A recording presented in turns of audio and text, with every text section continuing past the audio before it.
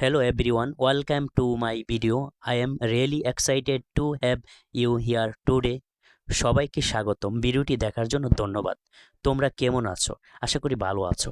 আজকে আমি ঢাকার ভিতরে চলে আসছি আপনাদেরকে অনেক অনেক আনন্দ আর বিনোদন সুন্দর সুন্দর জায়গাগুলো আপনাদেরকে দেখাবো, যাতে করে আপনাদের আনন্দ ভরে দিতে পারি আর আনন্দে আপনারা মেতে উঠতে পারেন আর মন ভালো করে দিতে পারি। এখন আমি দাঁড়িয়ে আছি, আপনারা দেখছেন এখানে উনি রাজপথে শহীদ হয়েছেন, উনি শামসুল আলম মিলন।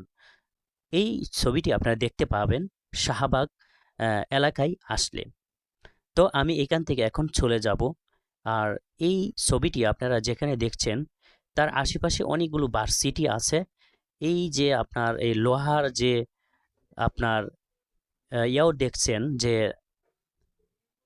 এক একটা পিলারের সাথে যে আপনার এই প্লাটবার দিয়ে যে এক একটা ভেড়া, গ্রামের ভাষা বলে, এটার নামটা মনে আসতেছে না। তো যাই হোক, এই এরিয়াটা হচ্ছে ভার্সিটি। এখানে বিভিন্ন ছাত্ররা এখানে পড়ে থাকেন। এই এলাকাটা ভার্সিটি এলাকা, শাহবাগ এলাকা অত্যন্ত গুরুত্বপূর্ণ এবং বিশেষ একটা এলাকা।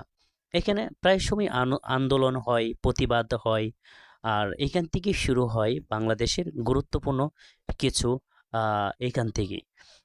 তো সেগুলো অনেক লম্বা কথা, সেদিকে যাচ্ছি না। তখন তো এখন আমি এখান দিয়ে হাঁটতেছি, আমার অনেক ভাল লাগতেছে। কারণ যখন একটা শিক্ষা প্রতিষ্ঠানে, স্কুল বা ভার্সিটি, কলেজ, যেটাই হোক, কলেজে, স্কুলে, ভার্সিটি সব জায়গায় একটু ন্যাচারাল ধরনের বা একটু প্রাকৃতিক টাইপের একটু ভিন্ন একটা পরিবেশ রাখতে হয়, যাতে করে ছাত্রদের যে মাথায় সহজে লেখাপড়া বা পড়াশোনা করলে তারা সহজে জ্ঞান অর্জন করতে পারেন। সেক্ষেত্রে এরকম ধরনের পরিবেশ রাখতে হয়। যাই হোক, আমি এখান দিয়ে আমি হাঁটতেছি, খুব ভালো লাগতেছে। এটা হচ্ছে ওই যে আমার পাশে একটা মসজিদ, মনে হয় এটা নতুন করছে, বা আর না হলে এটা পুরান মসজিদই পুনরায় নির্মাণ কাজ হয়তো করছে। আমি দেখতে পেয়েছি এটা ভার্সিটির এলাকা। এই ভার্সিটিটা কোন ভার্সিটি আমার জানা নাই। যাই হোক, এই আশেপাশে অনেকগুলো ভার্সিটি আছে। আমি তো তেমন একটা বলতে পারি না, জিজ্ঞাসা করলে বলা যায়। তো আমি এখন যেখানে দাঁড়িয়ে আছি এটা হচ্ছে কাজী নজরুল ইসলাম কবি। কবি যে নজরুল ইসলাম, জাতীয় কবি, ওনার একটা সাইনবোর্ড এখানে লাগায় রাখছে।